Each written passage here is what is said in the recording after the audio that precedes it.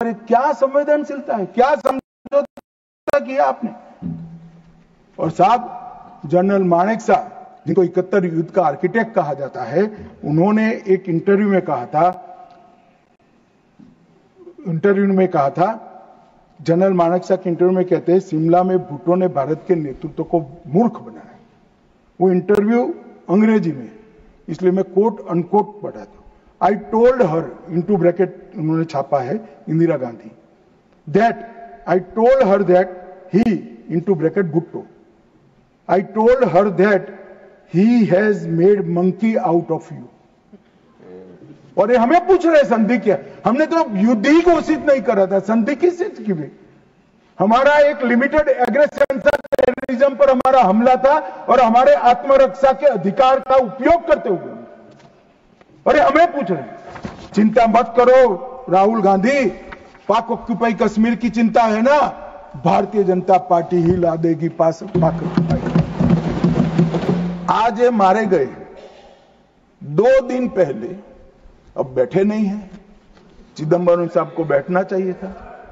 उन्होंने सवेरे मेरे इस्तीफे की मांग के साथ एक प्रश्न उठाया कि भारत सरकार ने ऑपरेशन सिंदूर करा।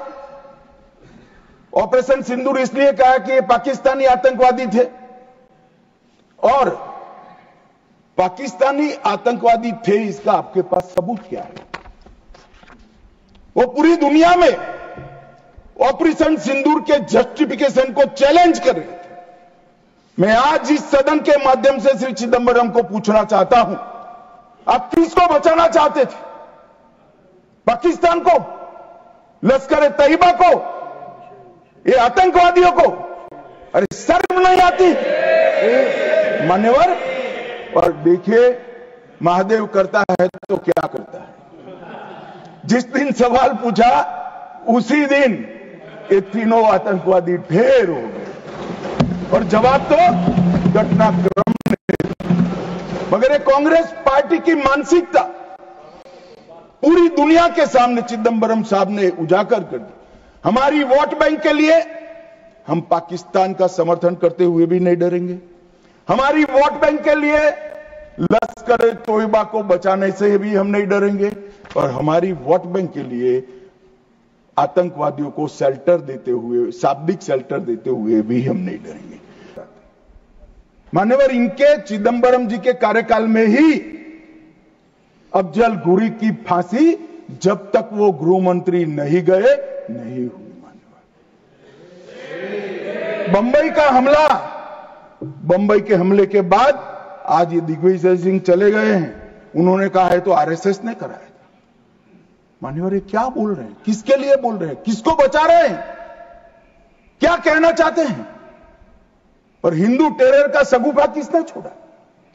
मैं आज दुनिया के सामने, देश की जनता के सामने गर्व से कहता हूं कि हिंदू कभी टेररिस्ट नहीं हो सकता।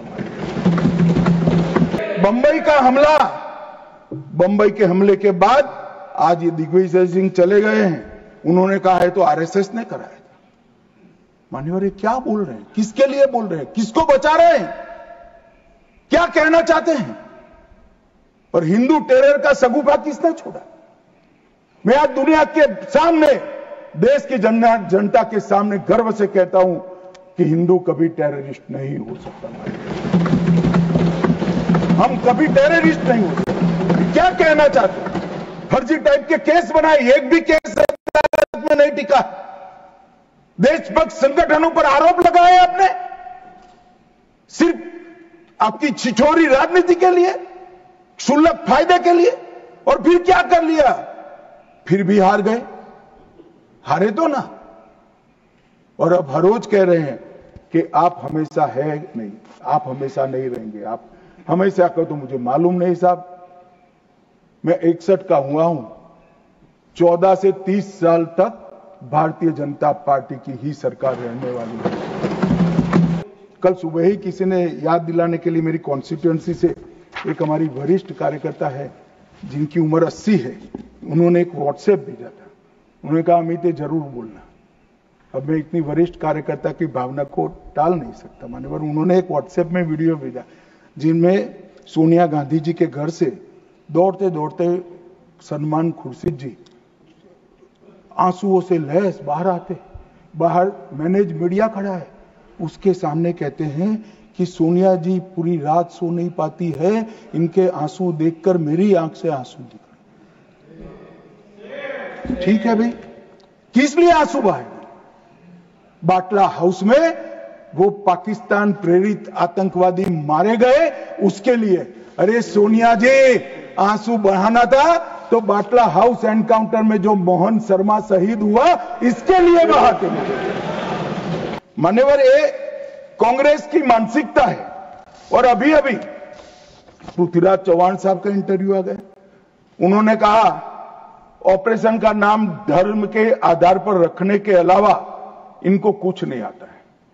मान्यवर, कांग्रेस पार्टी बैठी नहीं है, उनको मालूम नहीं है हर हर महादेव सिर्फ धर्म का नारा नहीं है। शिवाजी महाराज ने जो मुगलों के खिलाफ लड़ाई लड़ी, स्वतंत्रता की लड़ाई लड़ी, और शिवाजी महाराज की सेना का युद्ध घोष था हर हर महादेव।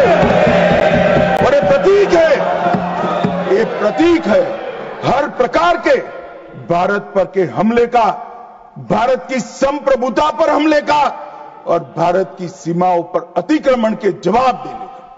और मैं आज यहां से चौहान साहब को भी कहना चाहता हूं कि आप क्या नाम रखना चाहते थे, क्या नाम रखना चाहते, उसका जवाब दीजिए। मान्यवर, ये पूरी चीजों को हिंदू मुस्लिम के दृष्टि से देखते हैं, वोट बैंक का एक खेल। मुझे पूछते रहे साहब, 90 दिन तक भाग गए भाग गए भाग गए, आप क्या कर रहे हो? 25 दिन हो गए, 35 दिन हो गए, 40 दिन हो गए, सिंदूर इसका जवाब नहीं, आतंकवादी कहां गए?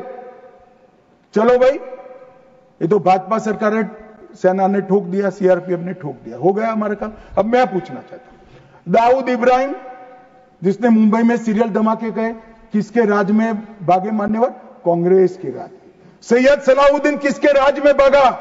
कांग्रेस के राज में। टाइगर मेमन किसके राज में भागा? कांग्रेस के। अनीस इब्राहिम किसके राज में भागा? रियाज भटकल किसके राज में भागा? कांग्रेस। इकबाल भटकर किसके राज में भागा? मिर्जा सादाब किसके राज में भागे? और इसका हिसाब कौन देगा?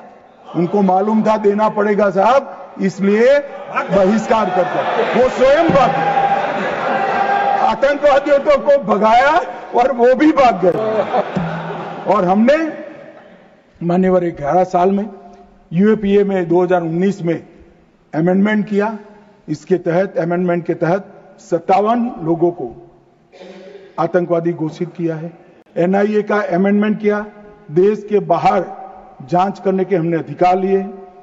एनएसए का हमने सख्त उपयोग किया, 370 को बैन किया, निरस्त कर दिया, पीएफआई को बैन किया, मैक को मजबूत किया, आईसीजेएस का हमने स्थापना किया, नफीस का स्थापना किया, पीएमएलए से टेरर फाइनेंसिंग को रोक दिया, और नेट ग्रिड से माध्यम से पूरे देश के आतंकी संगठनों को एक कंप्यूटर की क्लिक पर लाकर रख दिया। मान्यवर, हमने पूरी इकोसिस्टम तैयार करी।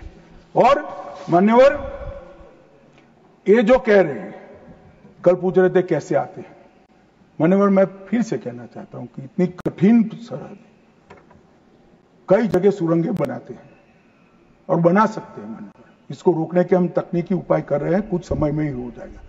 मगर कुछ नाले ऐसे हैं मान्यवर, वहां इतना बहाव होता है, वहां कोई चौकी नहीं लग सकती, चौकी बह जाएगी, वो घुस रहे हैं। मगर उन्होंने क्या स्टैंड लिया था? राहुल गांधी ने कहा, जब 2011 में हमला हुआ, उन्होंने कहा सभी आतंकी हमलों को रोकना संभव नहीं है। जवाहरलाल नेहरू ने कहा घुसपैठियों को कोई रोक ही नहीं सकता। मैं मानता हूं कि अभी भी पाकिस्तान कुछ आतंकी हमले कर पा रहा है, अभी भी कुछ घुसपैठ होती है, काफी कम हुआ है मान्यवर। मैं जिम्मेदारी के साथ बोलने वाला हूं, देश की जनता सुन रही हूं, काफी कुछ कम हुआ है, मगर हम कभी ऐसे हथियार नहीं डालते। मैं आज सदन के सामने कहना चाहता हूं, घुसपैठ और आतंकवादी घटनाओं को समाप्त करने के लिए नरेंद्र मोदी सरकार कृत निश्चयी है।